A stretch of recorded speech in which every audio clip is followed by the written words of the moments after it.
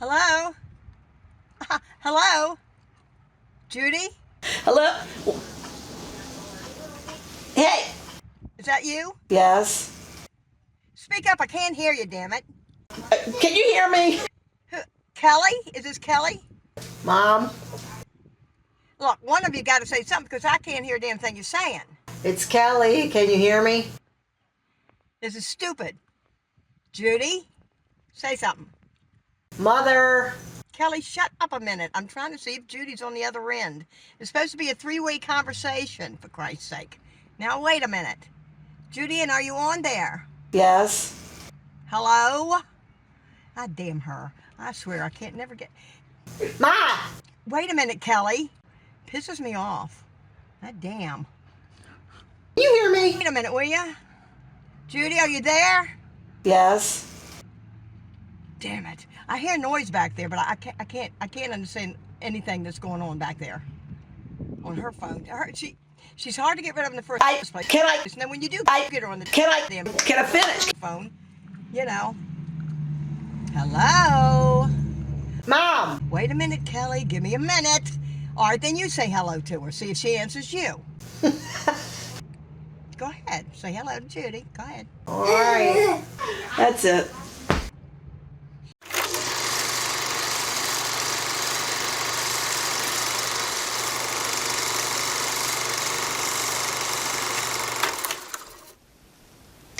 Well, I suppose it all started in 1967, fall of 1967. We had just moved into the Hyattsville house, and my dad was in the room screaming about something. I couldn't figure out what it was he was hollering about, so I peeked around the corner, and he's watching our little TV set about that big, and there's a football game going on. I didn't really know what it was exactly, but he had evidently bet $500 on the Dallas Cowboys against the Green Bay Packers in the NFL championship game. And turns out it was the Ice Bowl, which is a very famous game now, considered to be the coldest game ever played. And he had $500 bet on the Dallas Cowboys, and at the very end, Bart Starr, the quarterback for the Green Bay Packers, went over a quarterback sneak from like the 1 yard line and won the game. And he was hooting and hollering and screaming about it because he had lost the $500. But I knew there was something really exciting going on in that game, you know what I mean? And he started talking about Vince Lombardi and Bart Starr and all this stuff that was going on in the game, and it just seemed, like a big deal. Anyway, so that's pretty much how it started.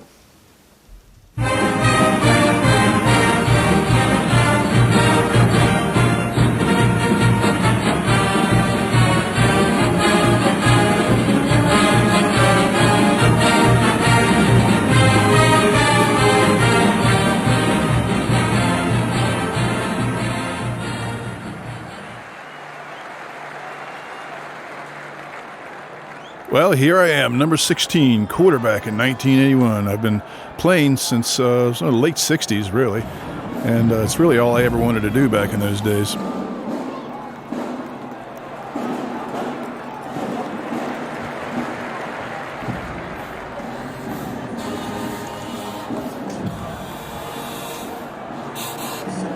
This is a 12-play drive I called in one of my first games for the Anne Arundel Pioneers. I think Steven was doing the filming.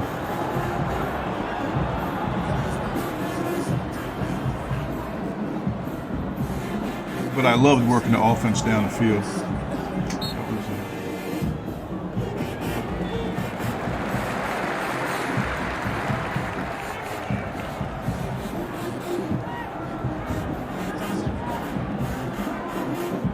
Just throwing those little short out passes they were giving me, and then they were also giving me the deep middle,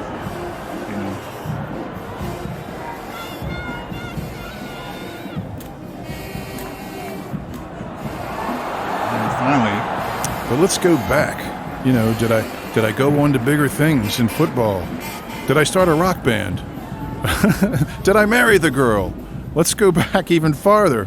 And here it all started with Mom. Oh my gosh. How are you, Daddy? Met you in school. Yeah, I changed schools. I left Bladensburg and went to Northwestern. We got together and we'd go to the racetrack. You like to follow the horses. So we did. Nothing. We would just get on a train and go to Where the hell we go? Pimlico and I don't know, different ones. Of course, you'd lose all the money, but at the time we didn't care. We would just go for the fun of it, you know. Seemed like it was He doing did get me a nice green coat one time, though, with a big fur around the hood, you know. He got me that. The dog ate it. But that's okay too.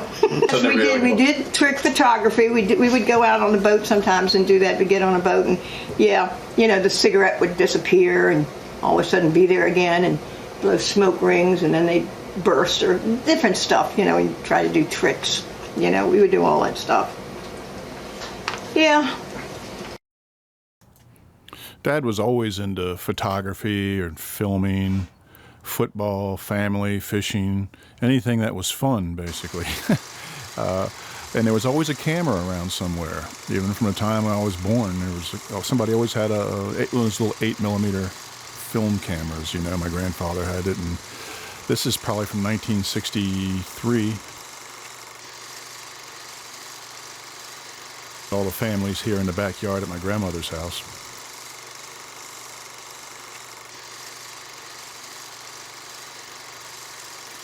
Hey, there's me, big head.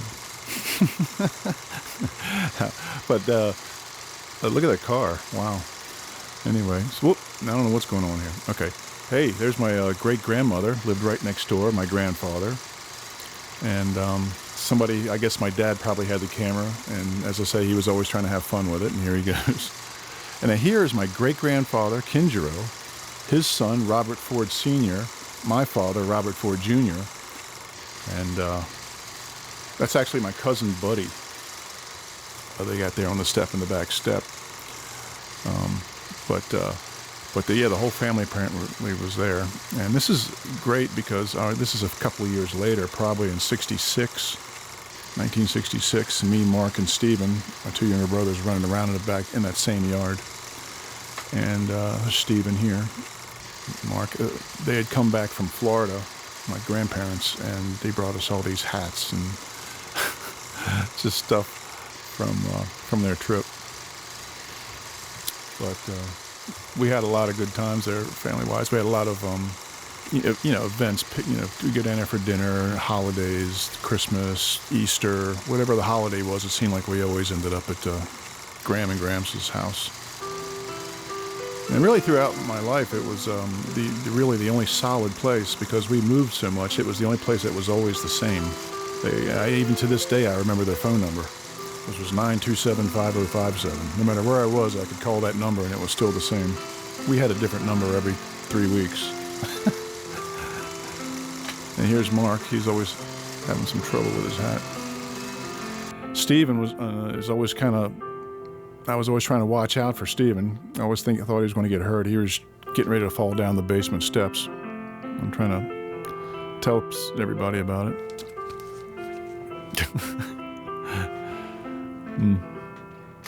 There was always something going on, though. And Dad had to come get him. I think we were started to dig the pond in the backyard. Dad's got the shovel there, and we were getting ready to dig a pond. Gramps kept goldfish in for a lot of years. He was always building something back there, you know, bird houses and fish ponds and, you know, something to grill on, big stone place. And just a lot of photography. And he was into the same kind of stuff, though. He was always building things and filming things. And like I said, we were very lucky to have somebody with a film camera around back then, and lucky to still have it. Basically, it was salvaged. At one point, it was out in a trash outside, and I think it was Stephen who found it and said, "Look, we can't throw this stuff away." It wasn't even on reels. A lot of this stuff wasn't even on reels. It was just in a bag, and it was like coming in little splintered pieces. And we've managed to salvage quite a bit of it here.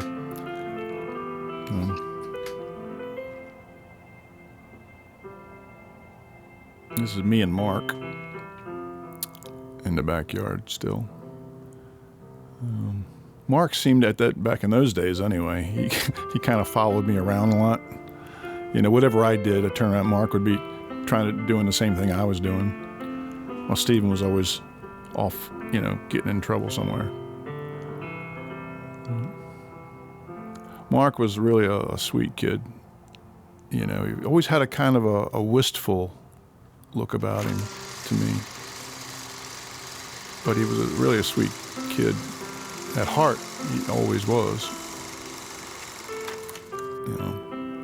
But then, you know, here I am in 1968 with my first football uniform.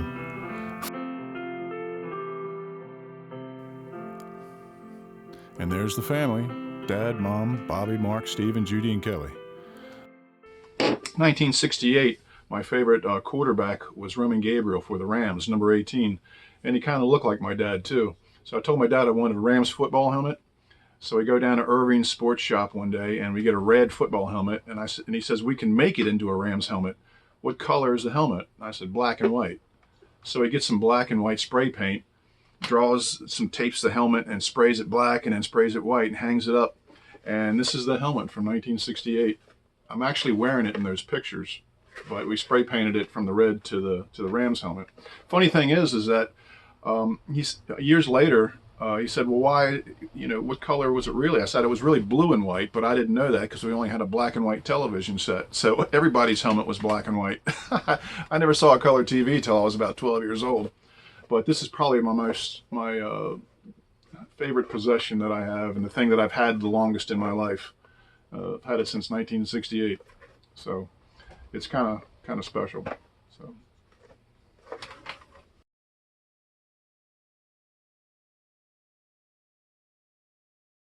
In 1970, I wanted to try out for football again down there in Hyattsville, and I moved up from the 60-pounders to the 65-pounders. This is 1970 now, mind you.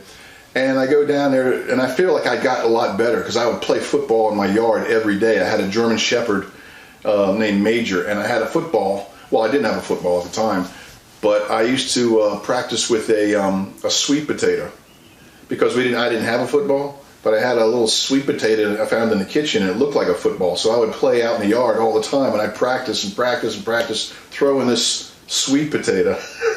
And we had a tire swing that would go like this on a big tree. It was a big tire swing my dad put up, and I would practice, and like the guy was running, and I'd try to throw it through the tire as it was swinging, you know, and like a guy was running, so you could time it, you know, get over here and you throw it here, so the time it, and so that's how I started learning how to throw a football with a sweet potato through a tire.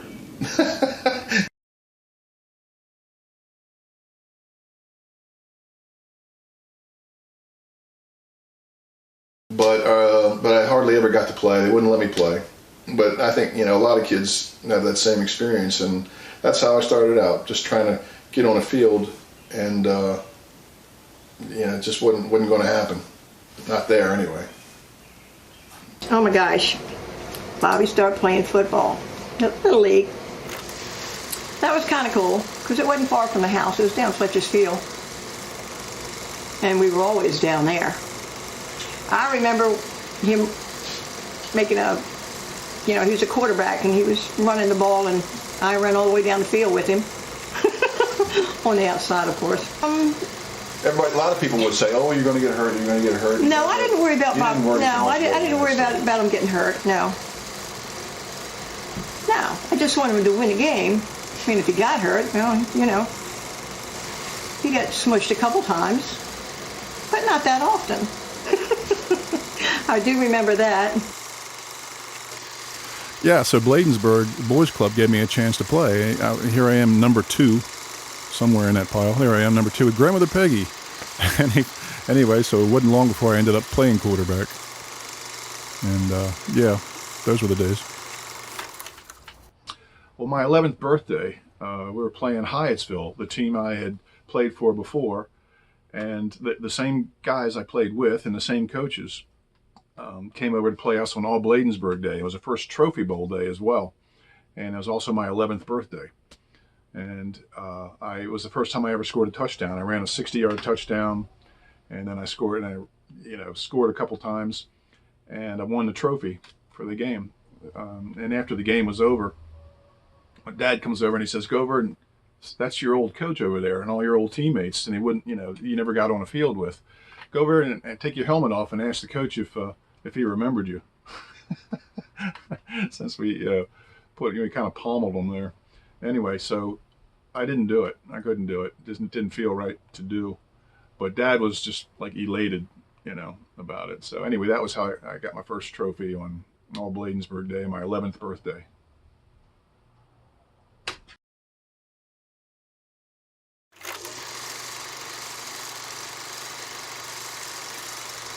Here I come, number 77, somewhere in this mess. This is the first season where I started calling my own plays, and the family really started getting more and more involved at this season.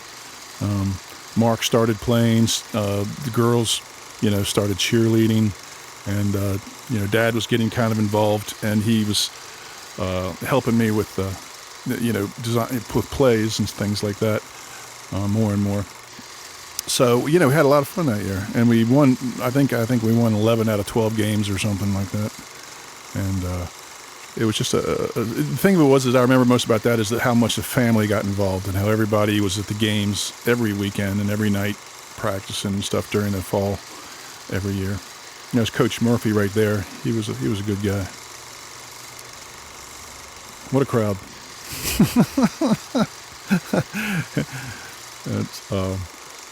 Yeah, it was pretty much a dust bowl out there. There's Pat Murphy, who coached us again the following year. There's Bernie, my grandmother Peggy, Mom, grandmother Matsudaira, and whoop. See, took a lot of hits back in those days.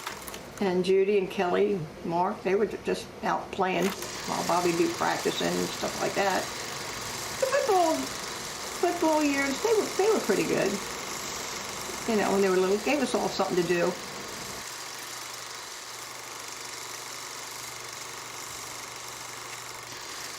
And Kelly.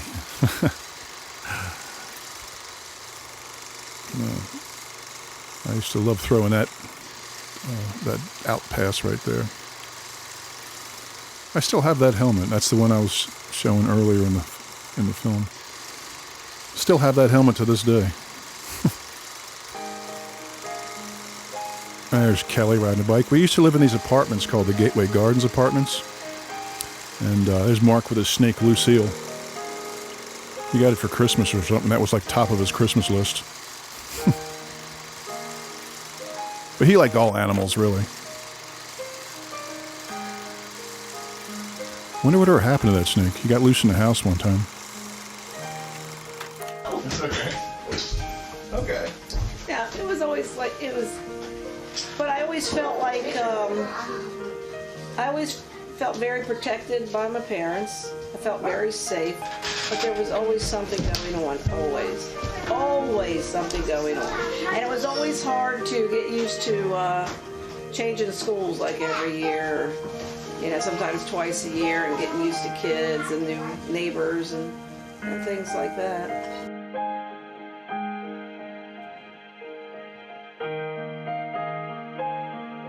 Mark and Steven both played football a number of years. They weren't really as into it as I was, of course, but, they did play some. And they were better than they say they were. And I think they actually, if the truth be told, they probably had more fun doing it than they would admit now.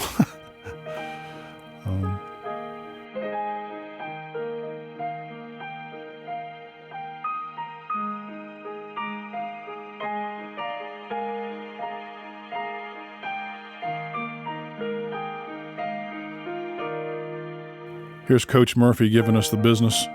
We were losing at halftime, I think. And these are the days when the Redskins were big, back when they had Billy Kilmer and everybody. We went to the Super Bowl. But here's me and Mark. Mark was on the team that year. And we had a good time with it.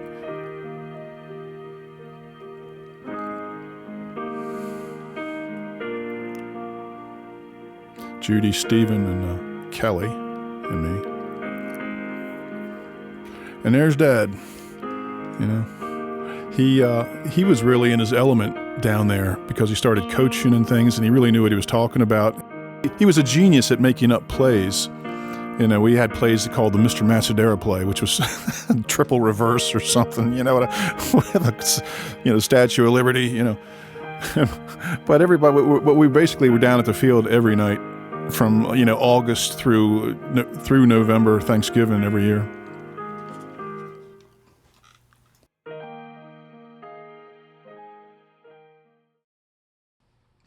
My birthday, I guess it was my 12th birthday, I wanted my own special face mask for my Little League helmet. So my dad got me one, but then in order to put the face mask on, he put the helmet on my head and started drilling holes in the helmet while the helmet was on my head. and he got to laughing because he said, you know, you must really trust me, because he had to drill these holes. Anyway, so this was the face mask that he got me for my 12th birthday. And I wore this for the next 4 years in Little League. You know. It just had a lot of good memories to it, attached to it. And that's how it started out with that. Just remember Dad bearing down on this drill, you know, trying to drill this hole through the helmet while it was still on my head.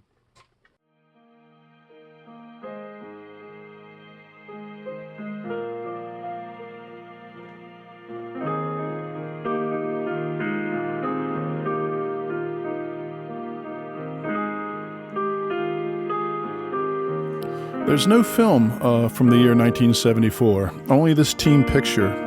I'm number 45 on the lower end on the right. But Dad, you can see in the background there, he would take a particular kid or two who was having trouble and work with them separately.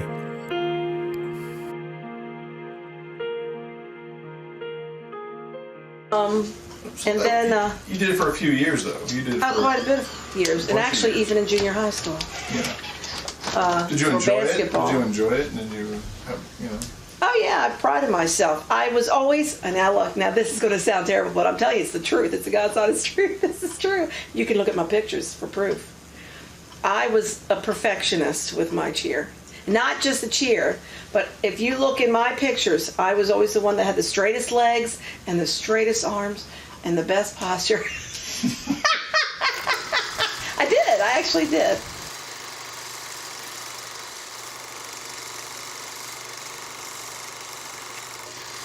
Well, here I am, number 38. Mark on the team this year is number 34.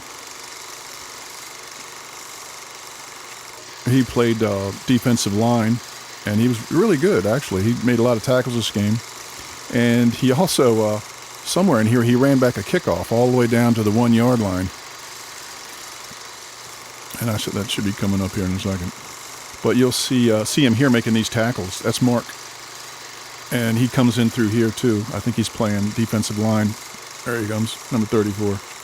And then he gets this kickoff, and he runs it back and forth, and then takes off all the way down. He gets it all the way down to the dang 1 yard line, you know. So we won the game. But there's Mr. Peanut. He was the coach that year, Mr. Mulligan.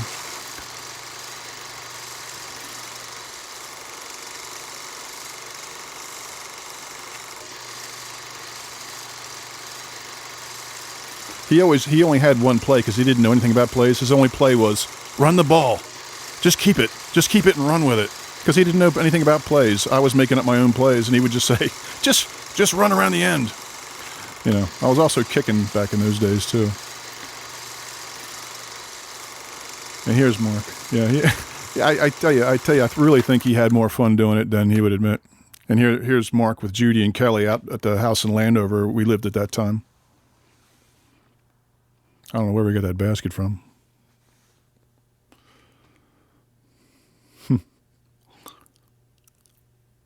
That was the summer of Jaws.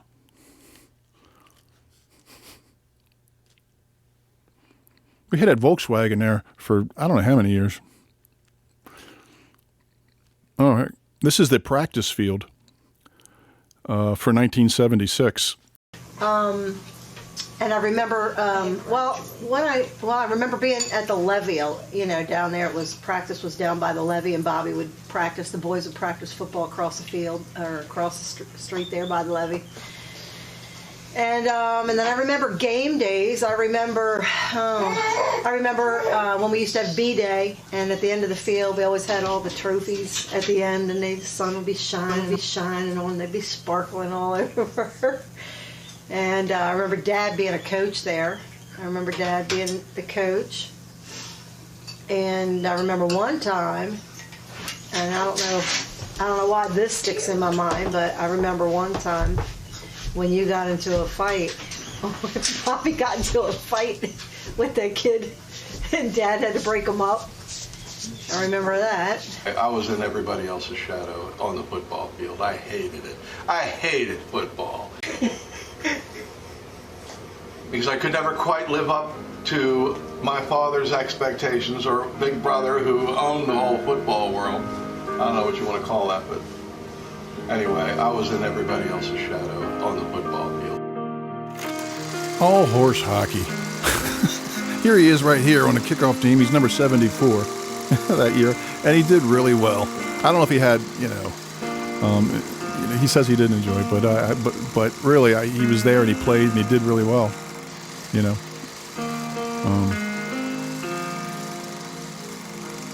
It didn't have a lot of blocking that year. I do recall that. This is 1976, and really had almost no blocking whatsoever. But I learned I put in some screenplays. I noticed that if you have a real aggressive defensive line, our line didn't block that well. But I started developing little ways to cut time off of my 7-step drop and 5-step drop, and be able to throw quick outs and throw screen passes, which I used a lot later on up in the college years for some really aggressive defenses. And we won, believe it or not. It looks terrible watching this film now, but we won these games. I always took a beating, And but you see little out passes and little screen passes and stuff. I sort of started developing.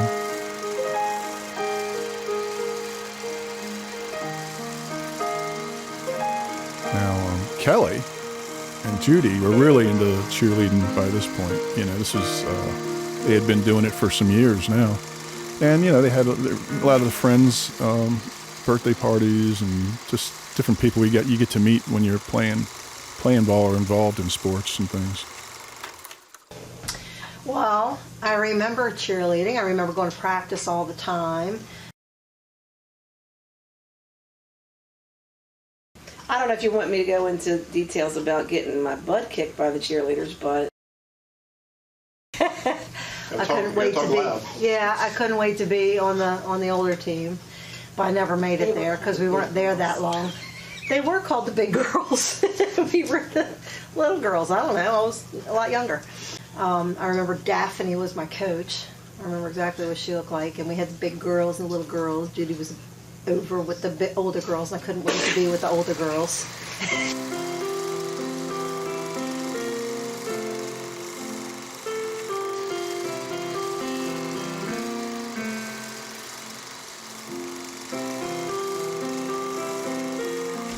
I was a cheerleader for, Edmondson Boys Club. Bladensburg Boys Club, Edmondson, I don't know which one it was. And first I started out, believe it or not, on the little girls. And happened that the biggest thing was to learn the X jump, because if you couldn't learn the X jump, you couldn't cheer.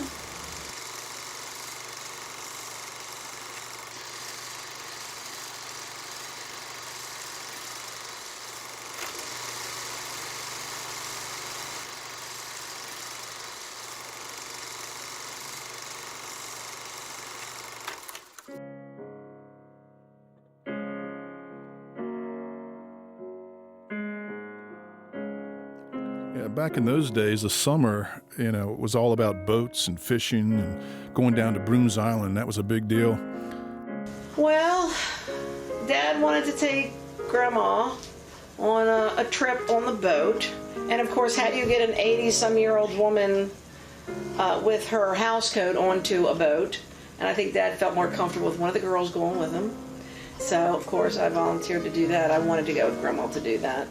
And I remember at one point, Grandma was trying to teach me how to dive. She wanted me to dive off the boat. I said we were going to go swimming, And she said, you just point your hands like this and jump.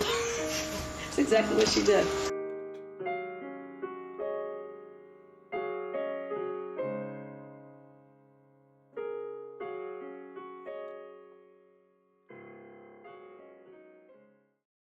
Well, I went up to Bladensburg Senior High School, and that was a whole different ball game altogether, because I had always been playing with guys my own age, my own size, my own weight and everything. And when you go to high school, I walk into the locker room and I see these guys weighing 220, 230, 250.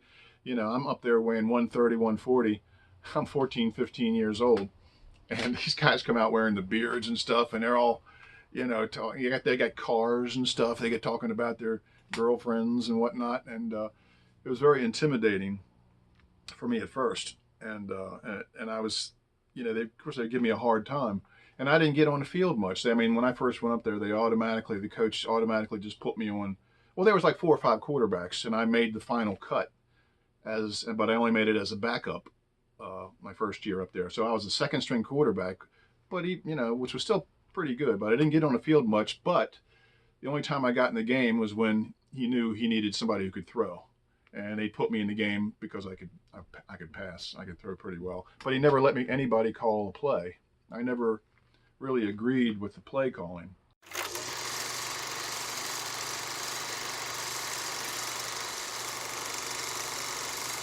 Here's the early high school tryouts and scrimmages. I remember there was about 5 guys trying out for quarterback, and a couple of them went down to JV and had kept 3 of us on the varsity, and I ended up second string when I first went up there, very first went up there. But I was still pretty small too. When I first went to high school, I only weighed like 135 pounds. But I knew what I was doing. This is oh, okay.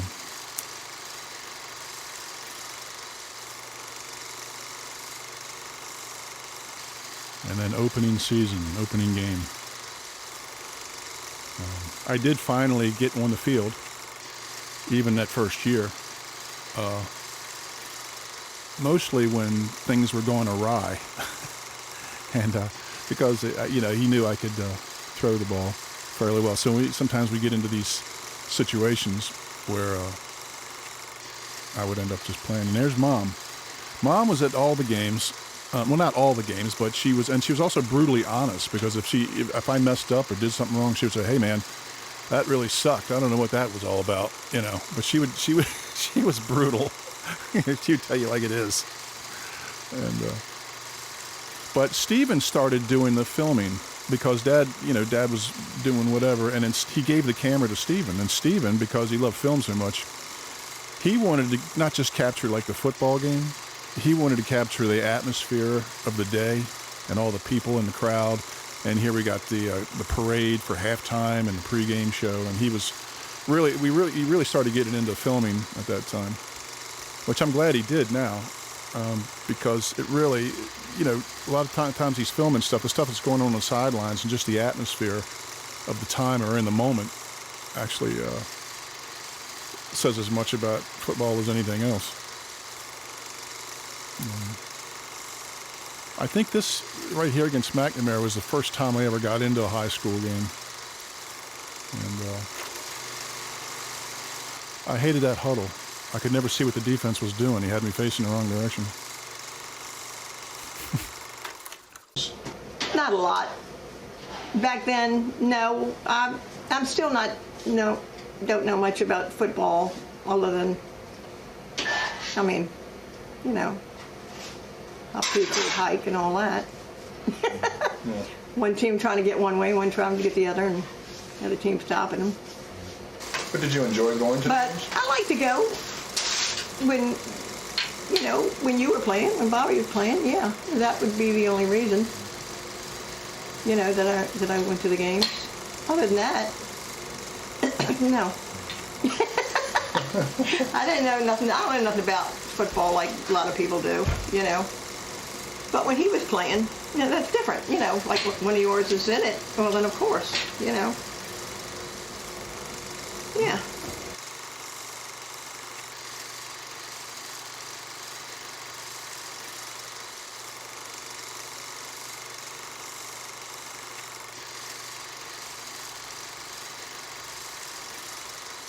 Here I'm number 12, coming in off the bench, and I'm just going to let this play. It's a 95-yard drive, and I think it's maybe 15, 16 plays, but they're pretty much all pass plays.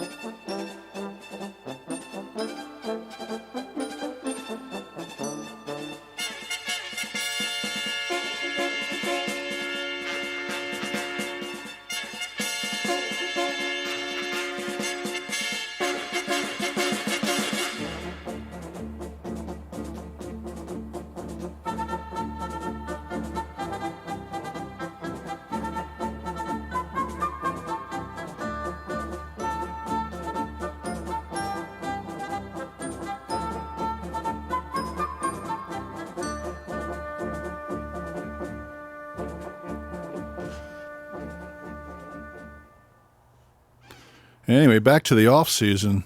We had the camera still, but we didn't know what to do with it. And so Stephen and I actually started finding a lot of common ground and a lot of common interests. One of them being film, making movies. And we started out just going around the neighborhood filming, whatever it was we were doing that particular day down at the park or whatever with the girls there. And we started really trying to, we decided we wanted to try to make actual movies too. There's Kelly.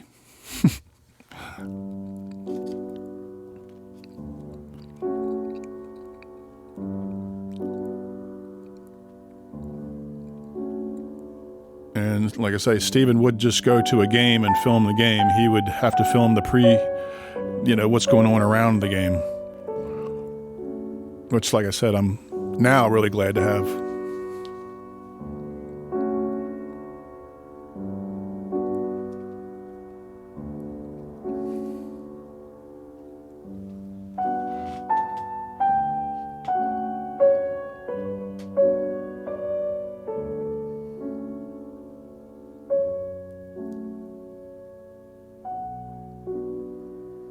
I have never been more personally fulfilled than when I was making a movie.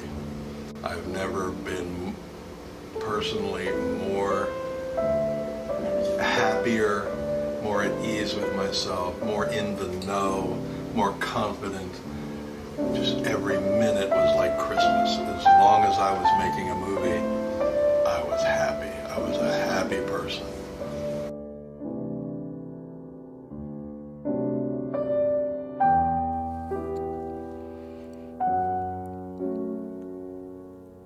There's Mom just walked by.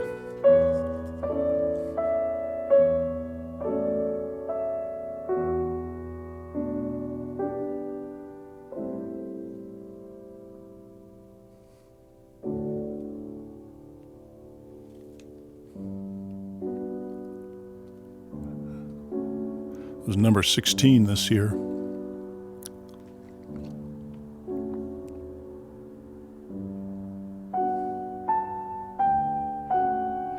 This is doing some pregame passing warm-ups. I would have the receivers just running straight out, catching straight out passes. And Steven was just standing there right on the sideline, filming it.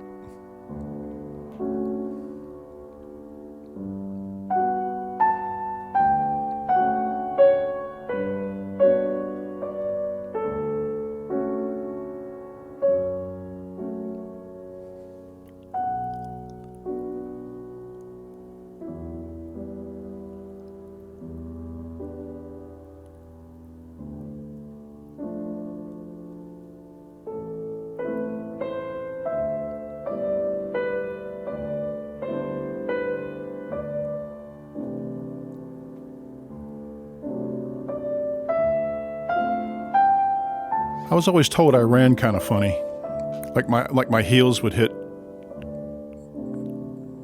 the ground too hard or something. Look at the hair on that guy.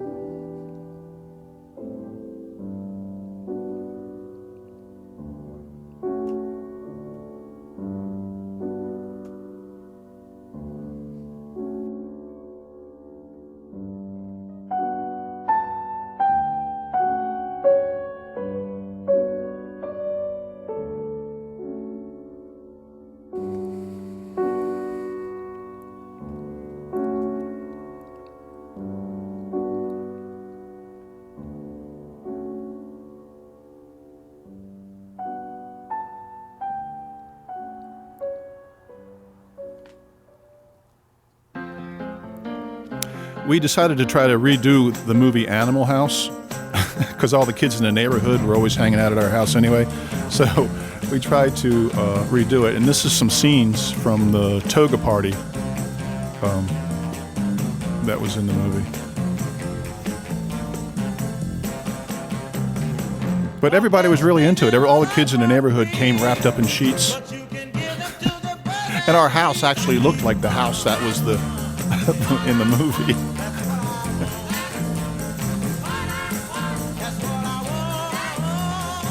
Judy and Chip. Here comes Kelly and Robert. Kelly didn't really wear glasses. We just gave them to her anyway.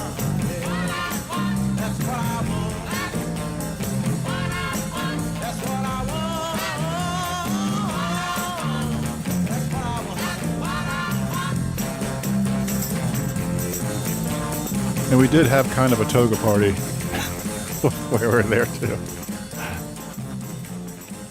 The Dogs is actually a full-length movie. It actually has sound effects, and if you get a chance to see it somewhere. It's laying around the house somewhere, I'm sure. But it's basically about a bunch of savage dogs that are starving to death, and they escape and run around the neighborhood killing everybody. It's a pretty good movie, actually. This is a scene with me and Judy. When I've escaped from the house and I'm trying to warn her that these dogs are coming.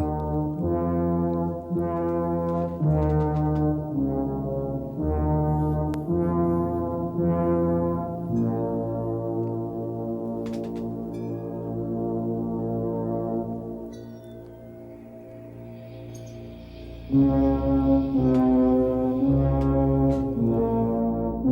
it was fun.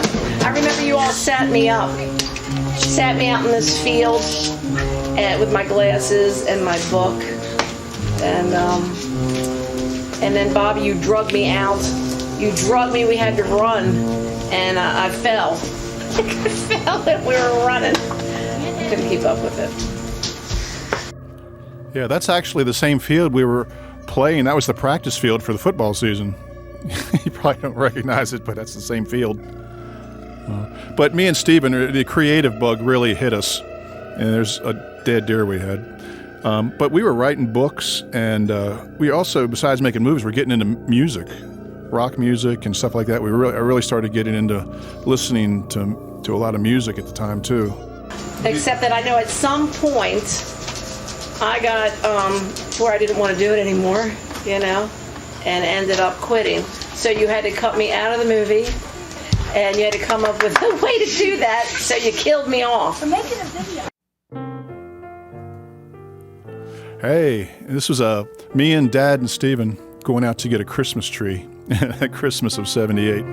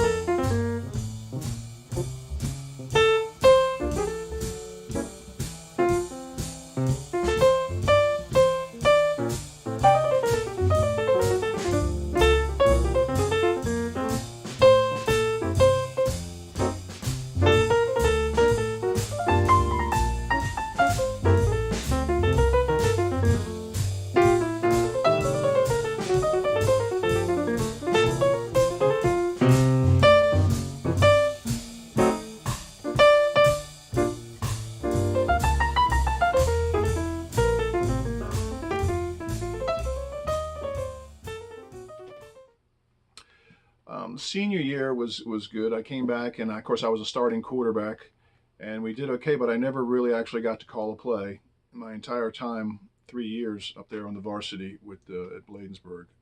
The coach seemed to want to call every play, which was very hard to win because I never really agreed with the plays that he was calling, so it made it pretty tough.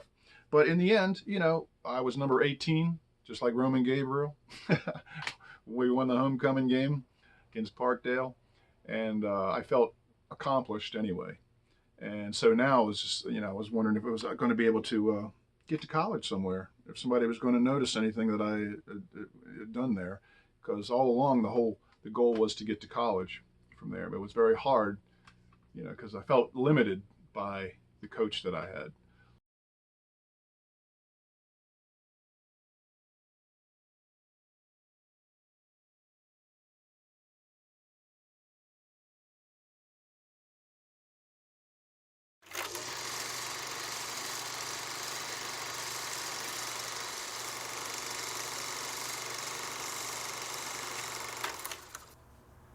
Diane, my girlfriend, came to my Little League games, she came to my high school games, and she came to my college games. and we went together for a pretty good while.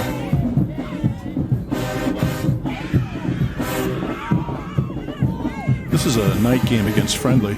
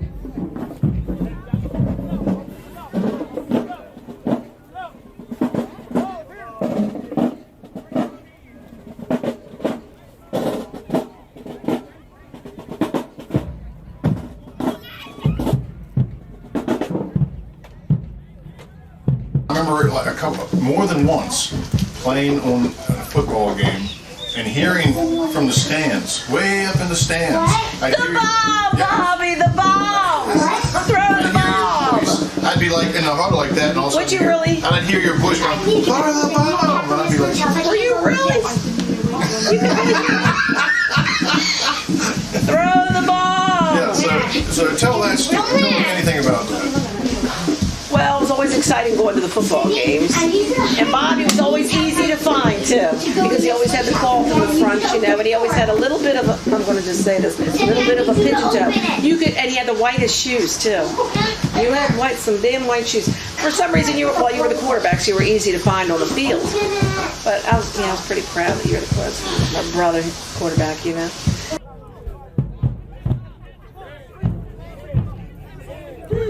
November 10th, 1979. This is our homecoming game against Parkdale, but it was basically a mud bowl. It had rained so hard you couldn't even see the lines. Everybody was just totally full of mud. The ball was really soaked, but it was actually a fun game to play in, though.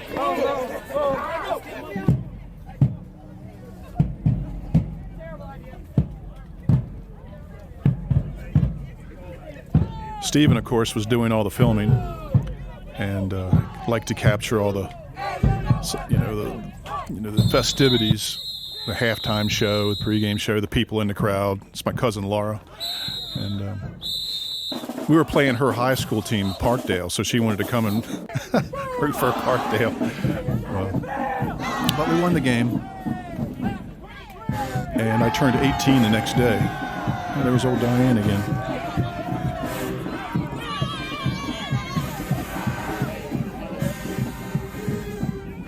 But it was hard to throw and it was hard to catch. But it was the last high school game that I played.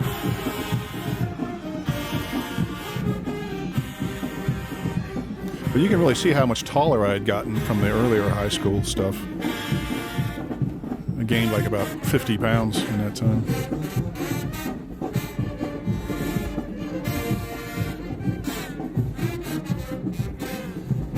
Stephen did a really good job filming that because he would go on the other side of the field and he'd get his coach, Art Carney. That's his real name, Art Carney. He was a line coach. But I was number 18, won the homecoming game. I turned 18 the next day on November 11th.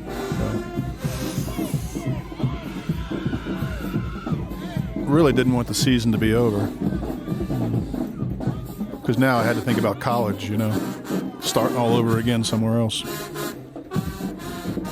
Here's my brother Mark. He comes up smoking, you know, he'd be smoking a cigarette. He was like 16, 17, dying.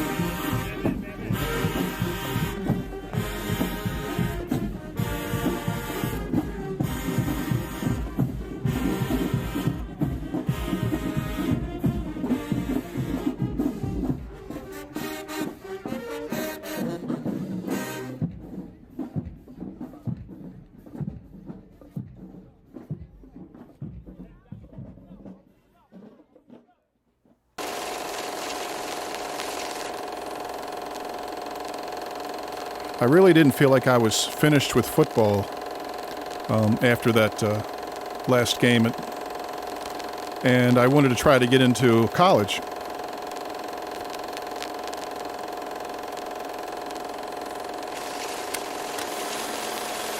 Fortunately, there was a game film shot from the roof of the school, and apparently some scouts came to view it, and they got a few offers from Salisbury, Shepherd State, and North Carolina State, which was strange because North Carolina State was where Roman Gabriel went.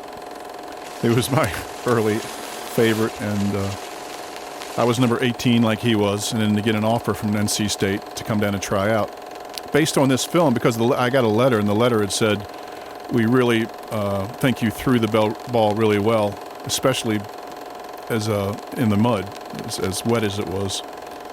So, you know, I thought that was an accomplishment enough.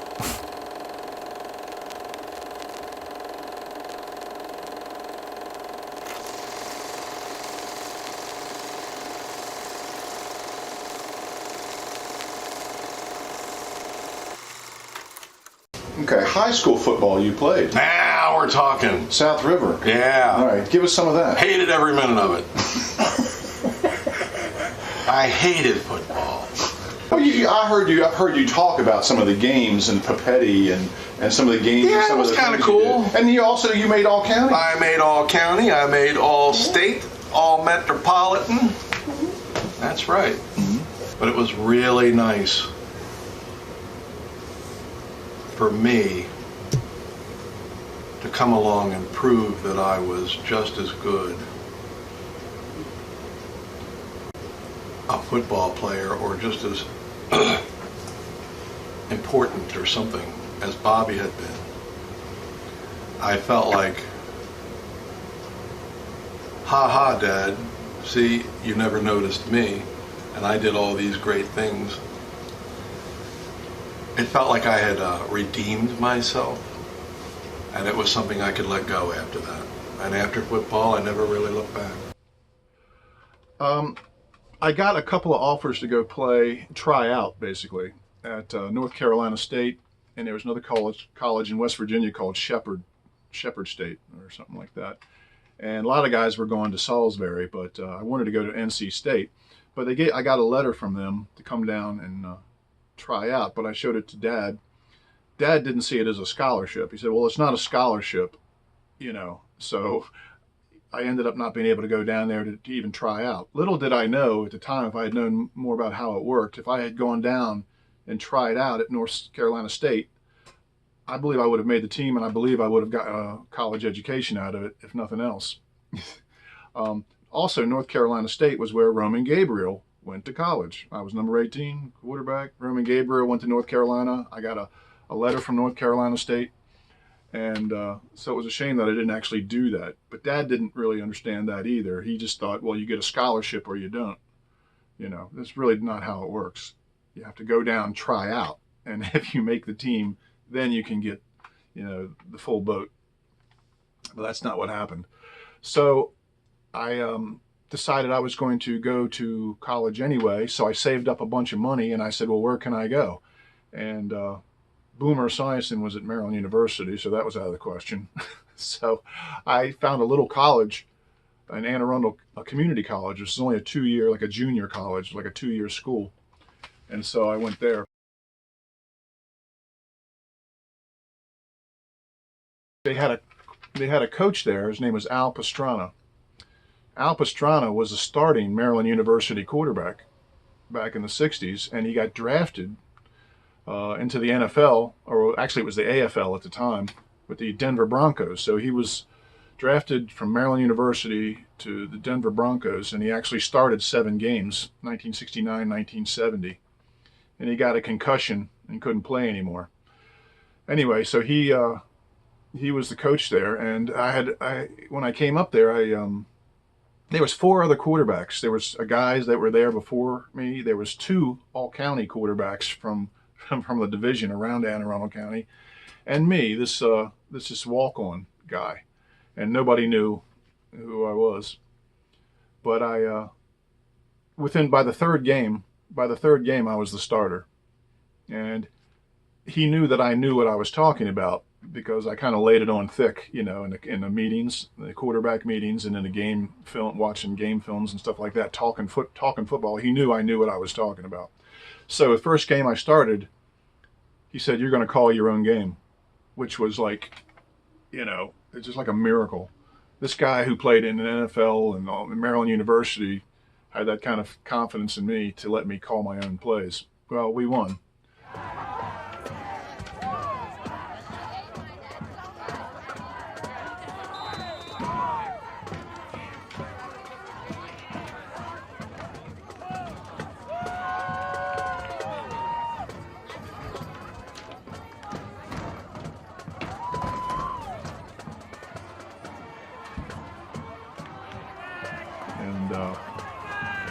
So in the next 14 games, that I started, I called 4 of them, which we won all 4 of those games.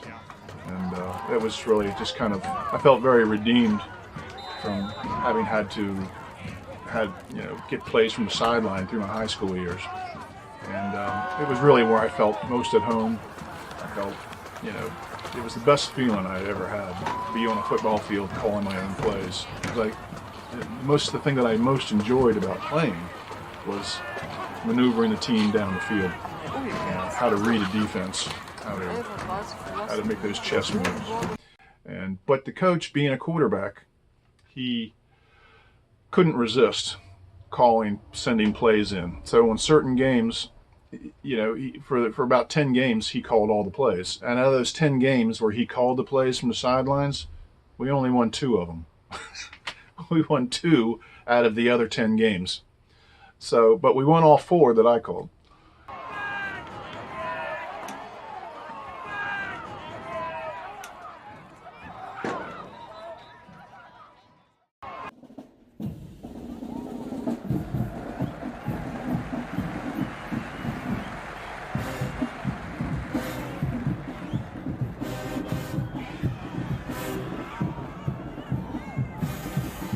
Anyway, but I still have to be grateful for those 4 games, and for him, having the confidence in me and letting me call those 4 games, and it kind of made me feel that I was, knew what I was talking about.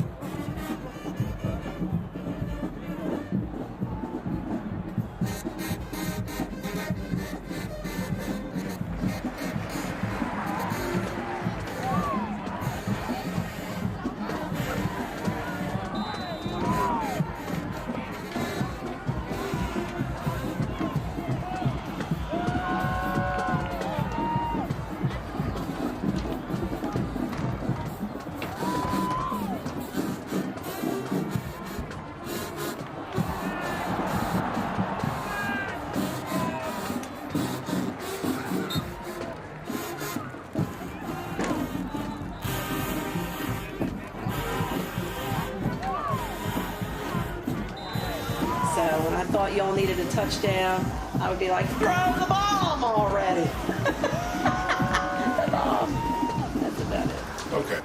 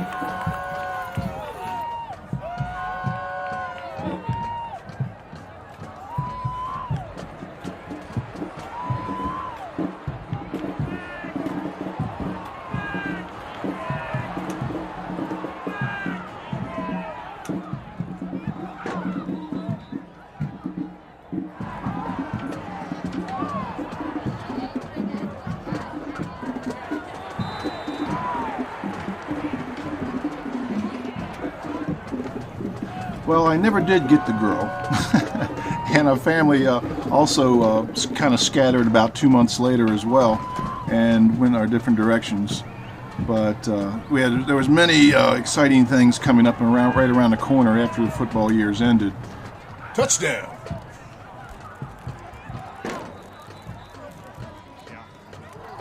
Oh, and there's Dad. But I will say that everything I know about life I learned on a football field, and I loved every minute of it. Dad and I went up skydive. I didn't skydive. I was just going up in a plane. I'd never been in a plane before. It's like being in a Volkswagen with a bunch of guys, and you open the window, there's clouds come in. It's so surreal. You're not even afraid because you can't even relate to any. It's just so bizarre. Anyway, that is a moment that I'll say. I'll talk about. It is probably, if I get through it. It is one of the single most, the bravest things I've ever seen. Not because Dad was fearless at jumping out of airplanes, but because he was scared to death.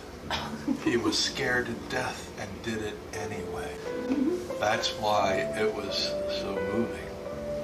I saw that man climb out on that wing, scared of heights, scared to death.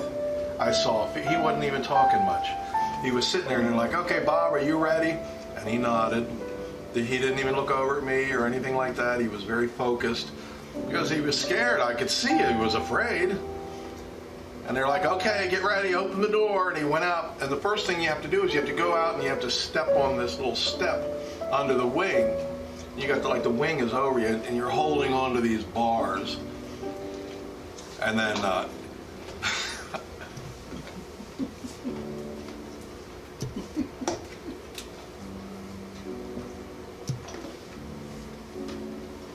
I don't care what our relationship was.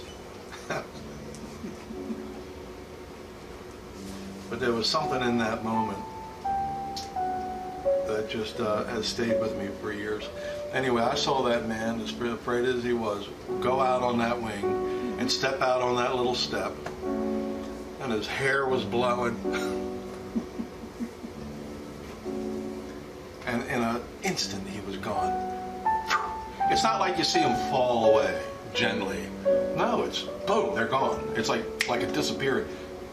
Because that's how fast you're going. You don't realize how fast you're traveling it. And then he just let go and he was gone.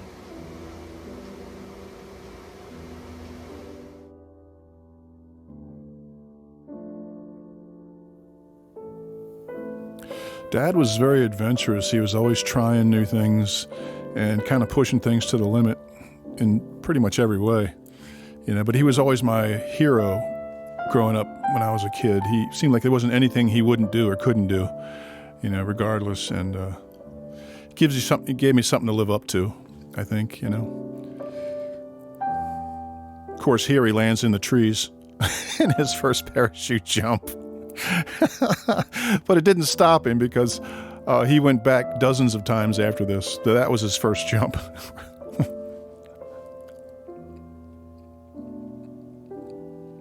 I like to think that,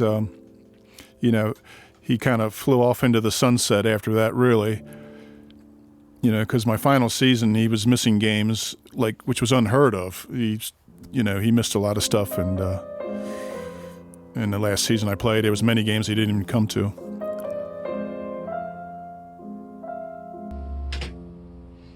I wanted to say something about the 7 people in my family that I come from. Dad, Mom, me, Mark, Stephen, Judy, and Kelly. Those 7 people. We moved around a lot, and we had a lot of ups and we had a lot of downs through those years. And I'm talking about the 60s and 70s up into the early 80s.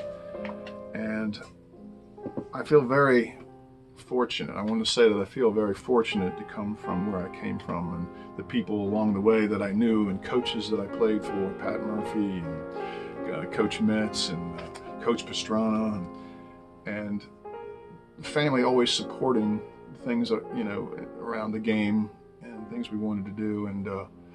And Dad, it was like our dream at one time when I was growing up. He had a lot of, not expectation, but I think he had a lot of high hopes that I would go on farther than what I ended up doing. But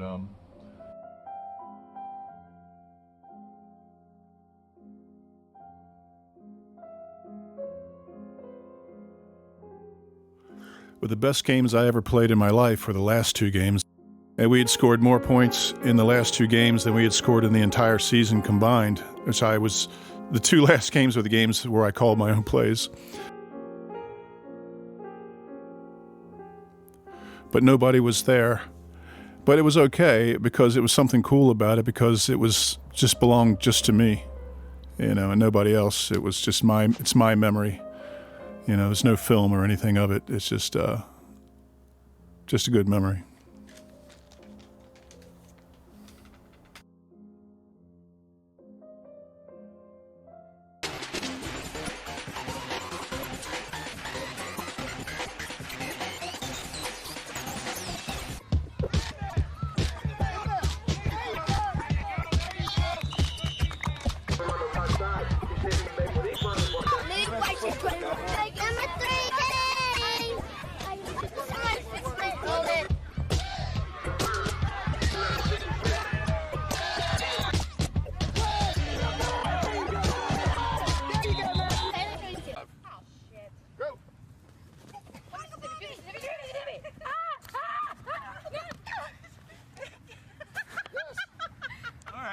Is that a first? I think it's just short of a first. Just a little bit. Well, you've been tackled. All right, go. Gotta get in the end zone. Yeah, on the Bobby. Oh, shit.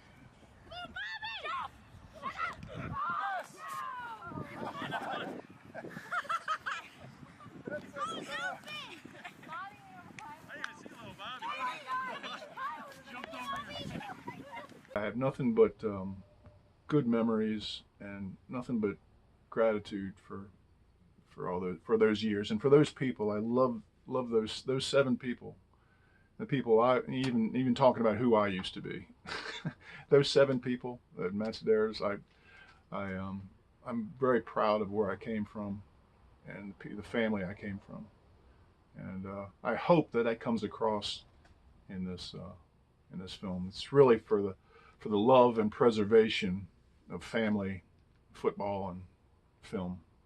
So that's pretty much the end of that story. Go. Check this out. I still got it, I think. You get the take all you need.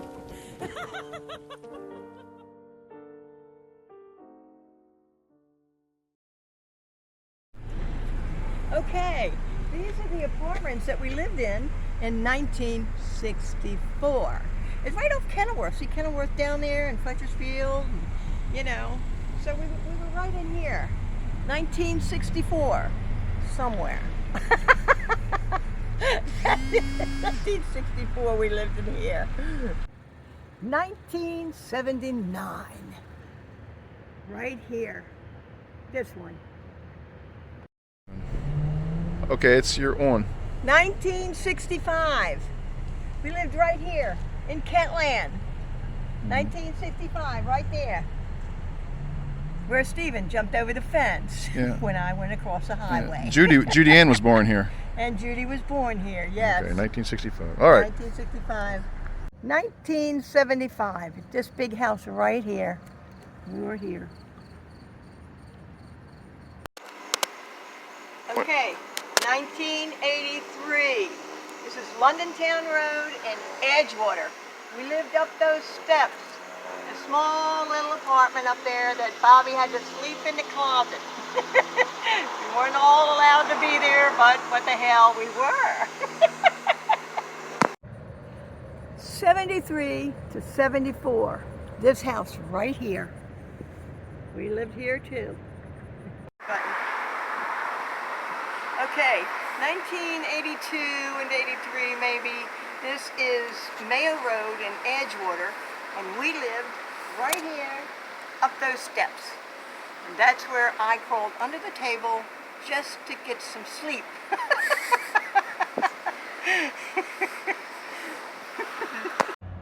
1966, this apartment, right here, with all the bushes. Okay, we lived right here for about 6 months, okay, tops, you know, 1977, right in here, in these apartments. Used to be Monroe South. 1972, this apartment, 72 to 73.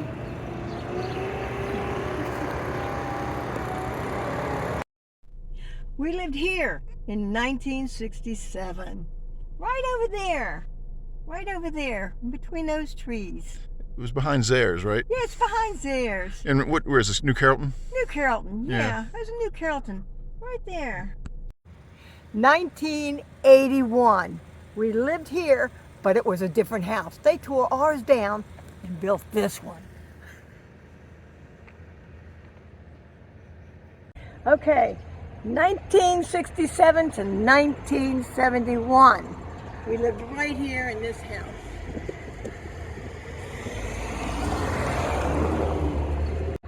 1977, 1978, great-grandmother's house.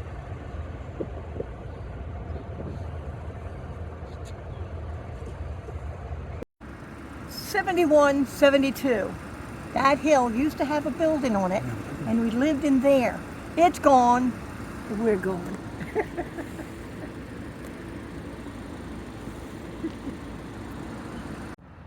'1974, this big house we lived in. 1982, right here. We were here, 1982. Right there. 1984, right here. This one.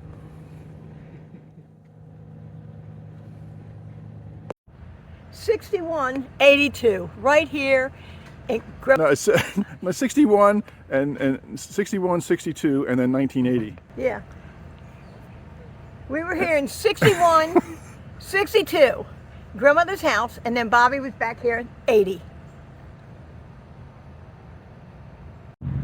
This is where we lived, 1976, right here.